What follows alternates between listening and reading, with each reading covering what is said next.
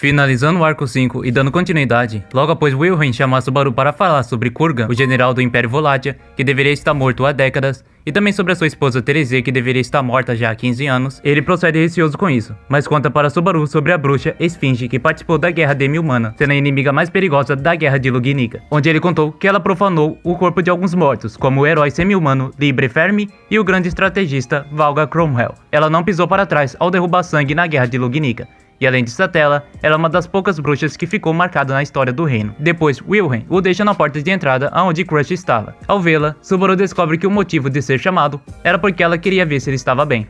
Em algum momento ele toca na mão de Crush para dar apoio a ela. Então, nesse ato inocente, ele descobre que pode passar a maldição de Capella para seu próprio corpo. Com isso, ele toca nela e continua a drenar as marcas da maldição, sentindo uma dor aguda como retrocesso.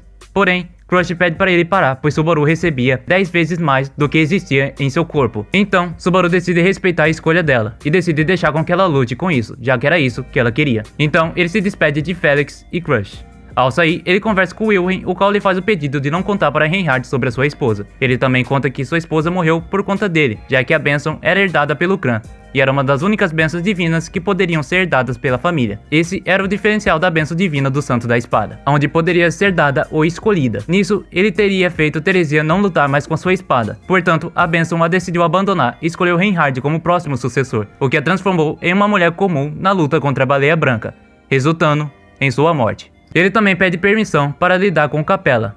Nisso, o grupo continua com a reunião estratégica e finalmente decide que Priscila, Al e Liliana lutarão contra Sirius, já que Liliane tem uma bênção que permite transmitir pensamentos, e isso rebate a de Sirius.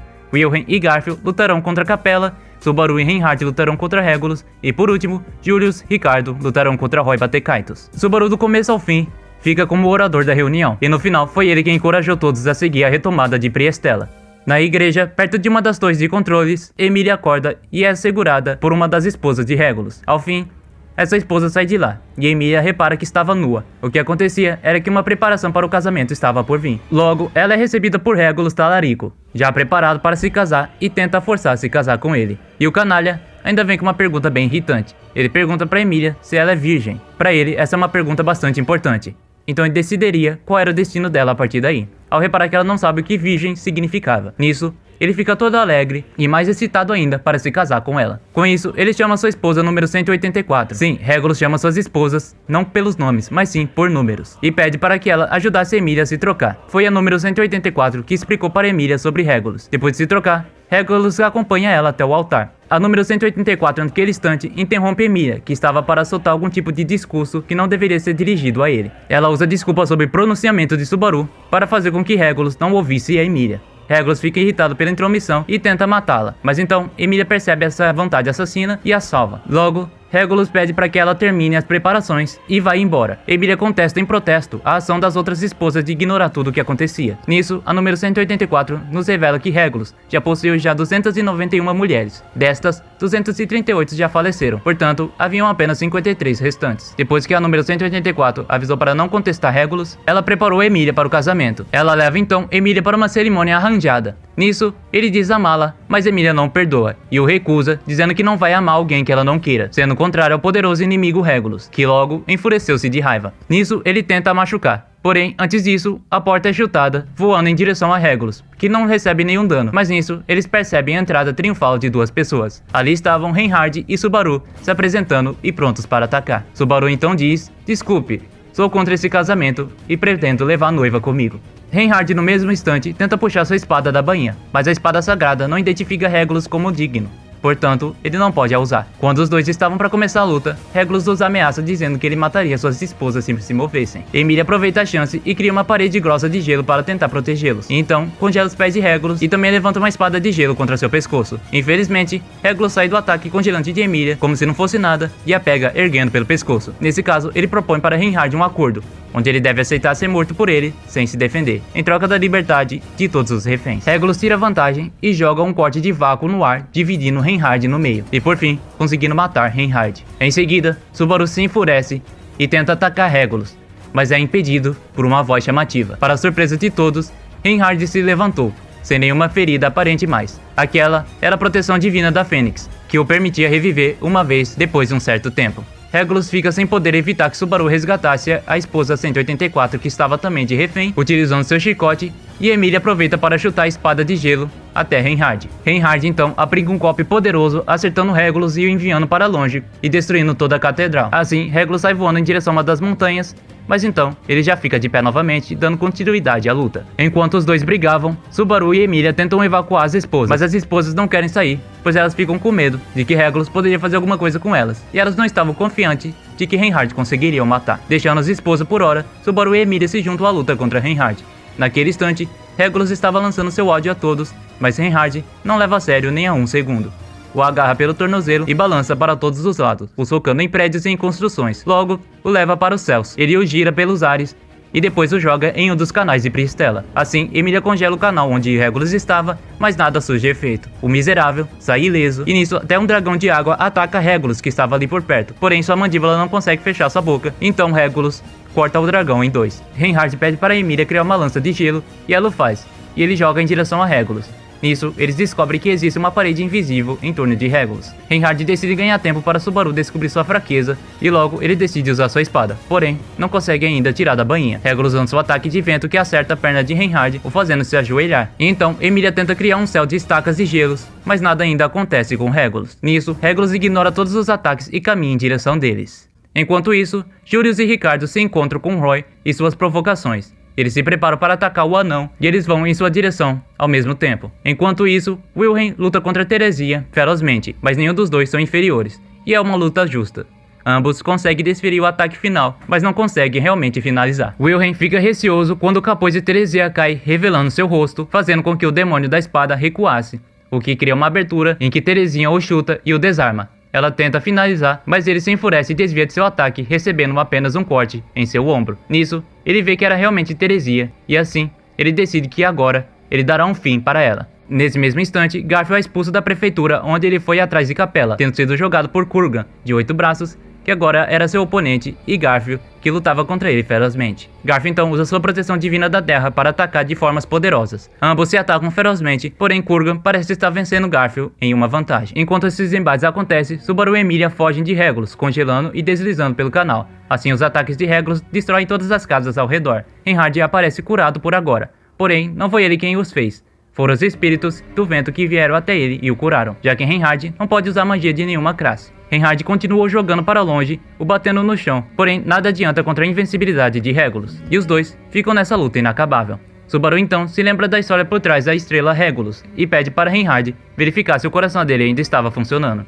Depois, temos um corte de volta para a luta de Garfield contra Kurgan, onde Garfield decide se transformar em um grande tigre dourado, sacrificando seu raciocínio, mas atacando efetivamente Kurgan, que começou a perder suas vantagens e recebendo os ataques diretos de Garfield. Então o embate agora era de Kurgan de 8 braços, o deus da batalha, versus Garfield, o tigre dourado. Essa luta sangrenta se prolonga e eles caem no canal, com Garfield quase desmaiado do cansaço, e até que uma voz foi ouvida. Era o chamado de um garoto, que dizia: "Tigre lindo!" Então, o grande tigre desvia seu olhar para aquela voz. Outro corte acontece, e Reinhard fala que o coração de Regulus não estava batendo. Nisso, Subaru passa as informações para Emília e pede para que ela chegue até a catedral, enquanto eles dois vão ganhando tempo para ela. Ao lembrar do que Subaru disse, ela explica para as esposas as informações de que o coração de leão de Regulus está ligado a cada uma delas e por isso ele não recebia os danos de seu uso de sua autoridade. Na verdade, toda a dor era desviada para suas esposas. Isso fez com que todas as esposas perdessem seus sentidos de viver, já que Regulus nunca tocou em seus corpos ou as profanaram. Sim, Regulus era virgem.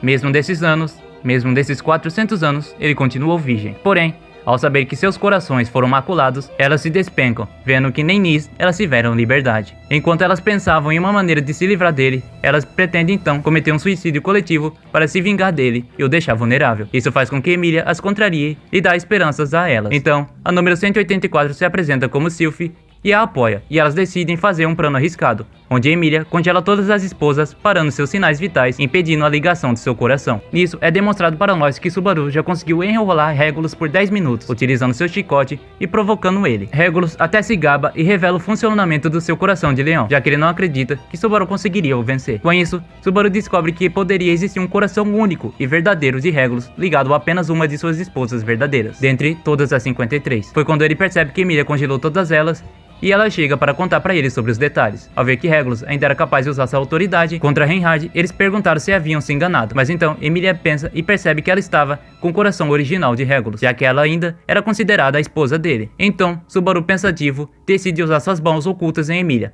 para cuidadosamente esmagar o coração e parasita de Regulus sem machucar o de Emilia. Nisso, ao sentir as mãos ocultas adrentarem seu peito, ela diz: "Ah, então aí estava você, Gilze." Nisso, Regulus repara que sua habilidade foi limitada.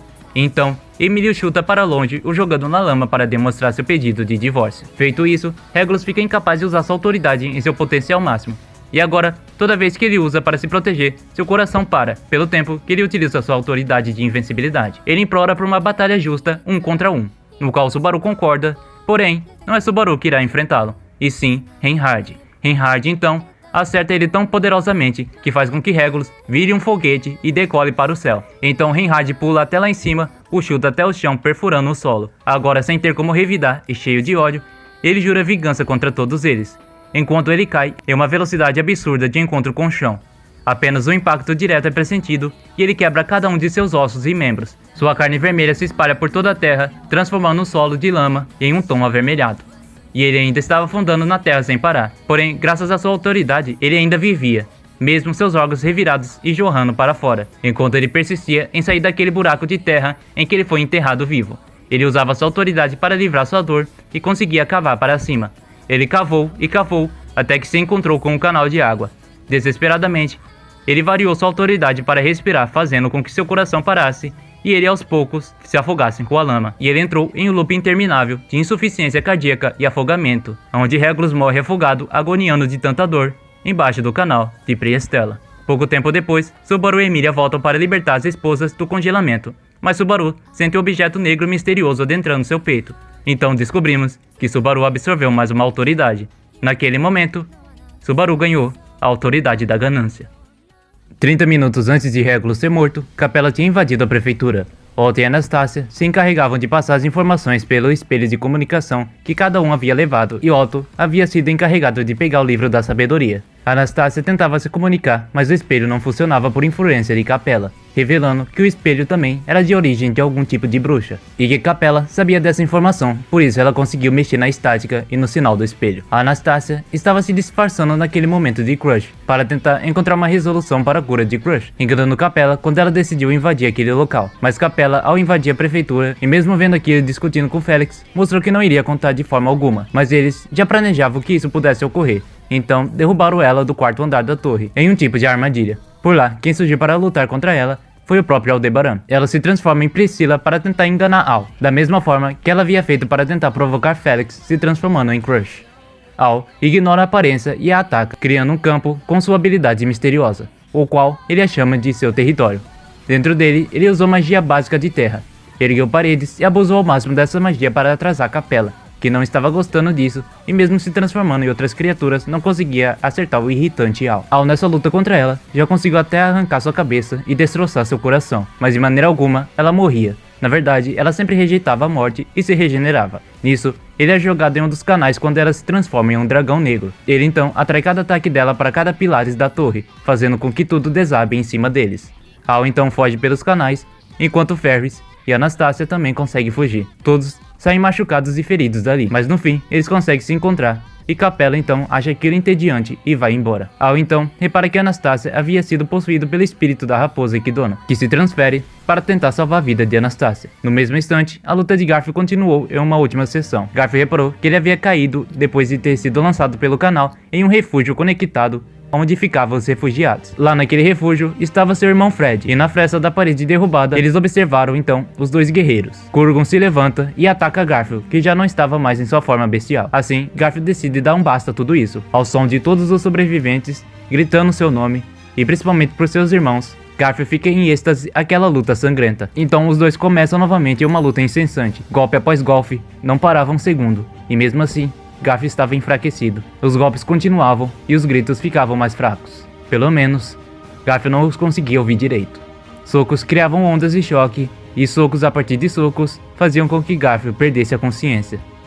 Kurgan então decide finalizar com suas espadas, tentando cortar a cabeça de Garfield. Em um único ataque, ele vai em direção ao seu pescoço.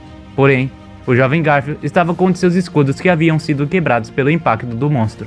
Sem forças em seus braços, ele defende os ataques de Kurgan com a sua própria boca, segurando o escudo assim e impedindo que aquele ataque acertasse seu pescoço. Ele defendeu esse ataque avassalador de Kurgan. Ele lutou contra ele, indo direto para abocanhar seu pescoço, repelindo todos os seus 8 braços. Um por um, Garfield estava quase perdendo a consciência, sangrando sem parar. Mas mesmo assim, ele foi em direção ao pescoço de Kurgan, o qual ele mordeu e abocanhou e arrancou um pedaço, fazendo com que sangue jorrasse.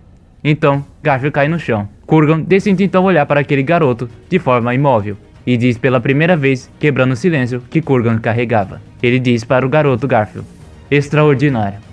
Nisso, Kurgan desaparece em pó, revelando toda a sua honra como verdadeiro guerreiro.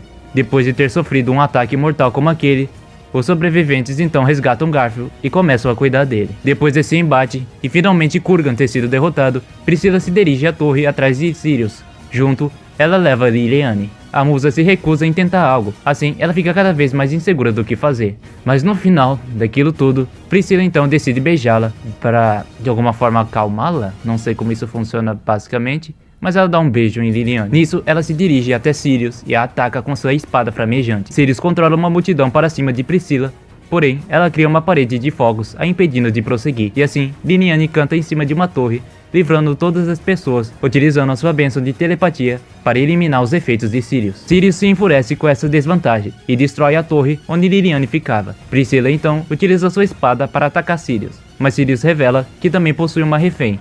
Aquela refém era Tina, que estava encorrentada. Porém, mesmo assim, ela ataca, acertando Sirius e libertando Tina. Com seu ataque dando certo, desfere um golpe final, acertando a cabeça de Sirius e a fazendo voar direto para o canal de água. Sim, já vou avisando para vocês.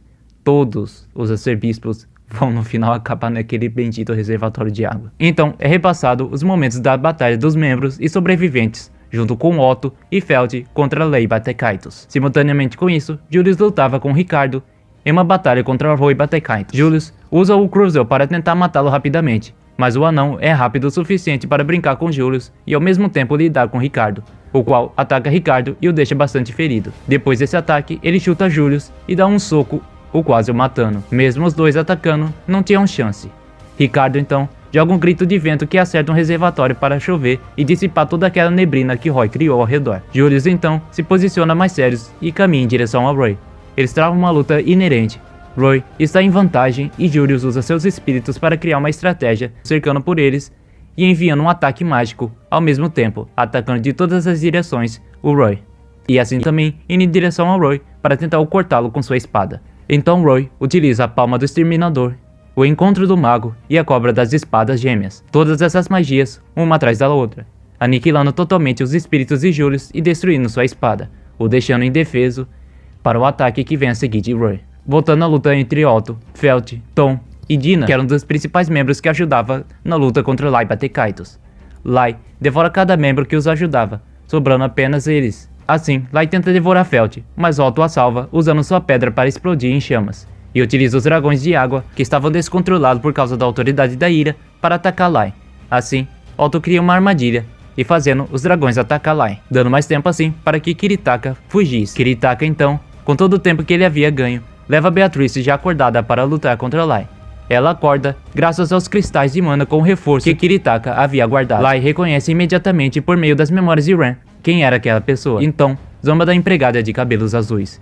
Isso irrita todos e não desejam que Subaru encontre este anão desprezível. Lai tenta novamente devorar Feld, mas o nome dela era falso. Então, ele vomita e se agoniza no local. Beatrice então tenta matá-lo com seu Urminhan, utilizando pedras mágicas de Kiritaka para ela não perder sua mana. Porém, a pedra não aguentou, fazendo com que o feitiço parasse no meio.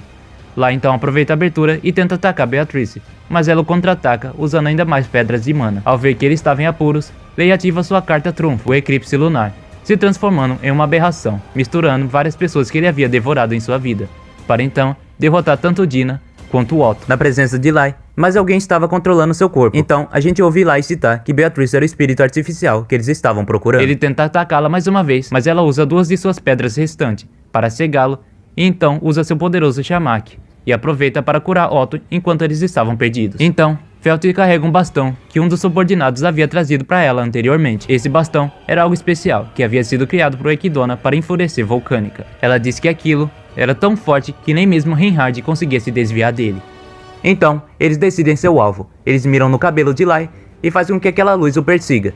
Ele então começa a se desesperar, pois vê que não consegue fugir daquilo. No mesmo instante, Lois avisa para ele ligar seu eclipse solar.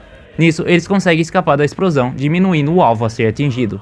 Com outra forma então tomada, Lai apenas corta seu cabelo fora. Então, ele logo se transforma em Lois. E ela se apresenta para eles e diz que apenas está se batendo em retirada porque os irmãos estavam se sentindo cansados. Ela disse que o eclipse, se estivesse pronto, mataria todos naquele local, mas ela só não fez porque a mesa não estava pronta ainda para o banquete. Logo, todos desmaiam de alívio com a saída da gula. Para finalizar esse carrossel de emoções, perto de uma das torres de controle, Wilhelm estava ocupado lutando contra Terezinha. Ela tinha 12 anos quando recebeu sua bênção do Santo da Espada.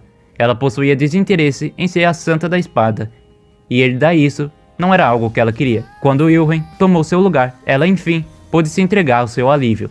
Porém, voltar a tocar na espada era uma de suas obrigações como pertencente à família Astra, e sua proteção divina se demonstrou forte quando se tratava de matar. Isso era algo que ela não queria.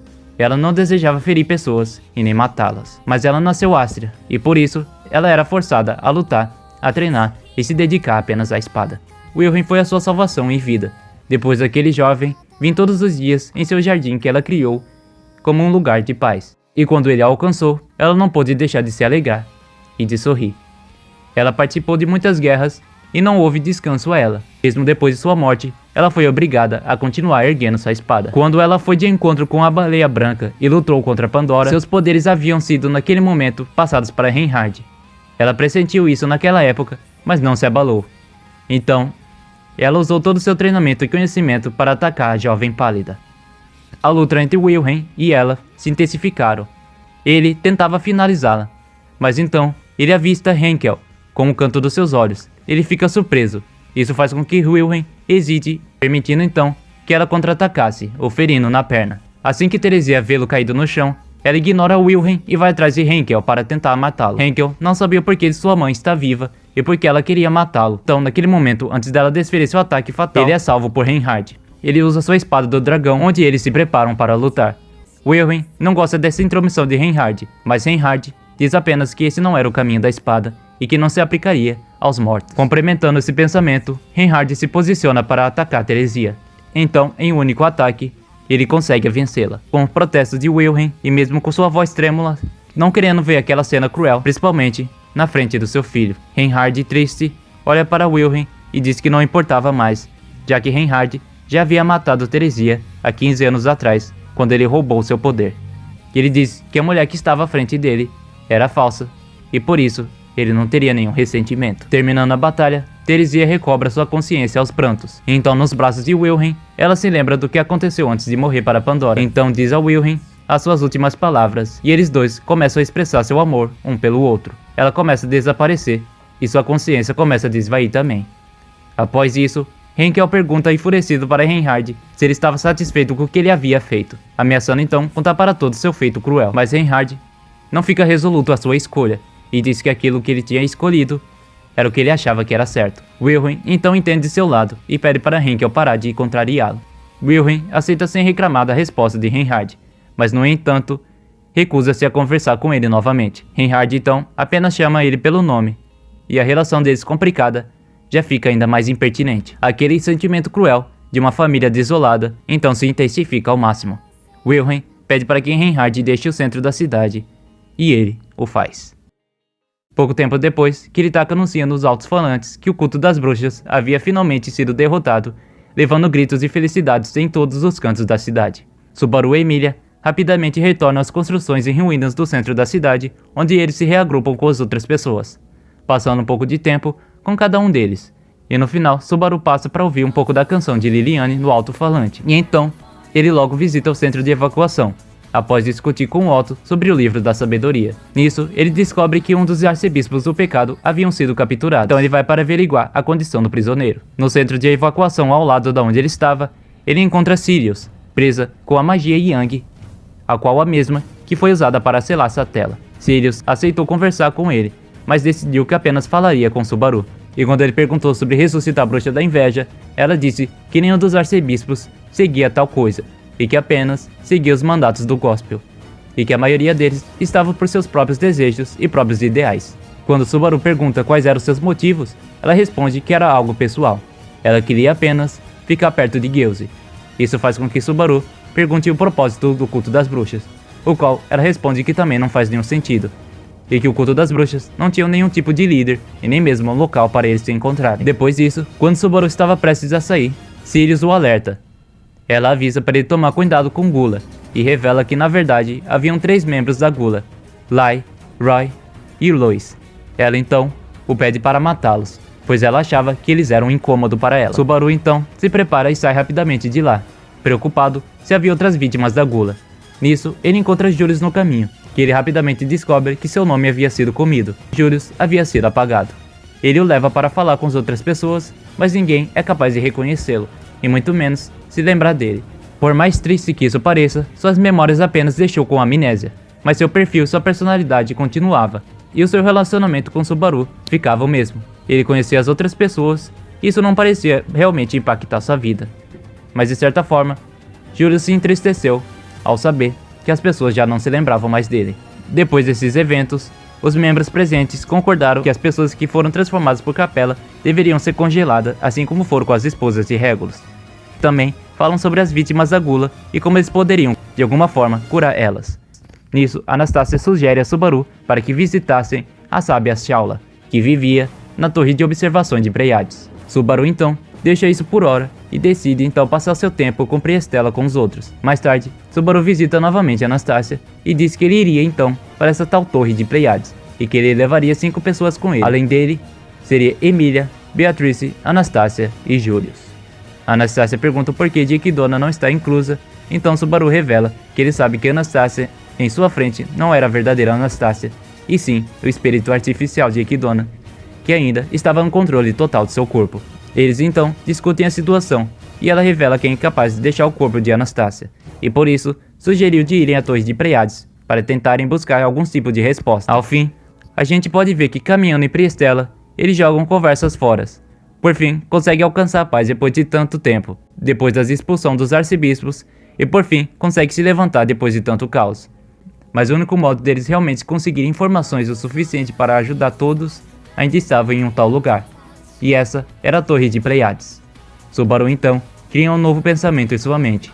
Ele tem uma ideia fixa e de que ele precisa fazer agora no momento. Subaru pensa fortemente. Ele precisava ir para essa tal torre de Pleiades, conhecer o sábio que todos estavam falando desde o início. Ele precisava falar com Shaula. Fim do arco 5. Bom pessoal, o vídeo do resumo do arco 5 vai ficando por aqui. Espero que vocês tenham gostado dos acontecimentos e da resolução para a conquista de Priestella. Peço para que vocês considerem se inscrever no canal ou então se tornarem membro. Também peço para vocês visitarem o nosso servidor do Discord. Link vai estar na descrição. Por hoje é isso pessoal, falou e fui!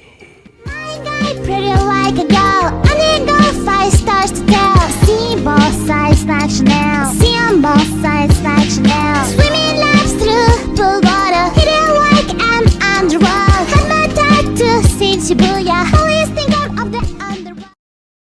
もう死んでいる。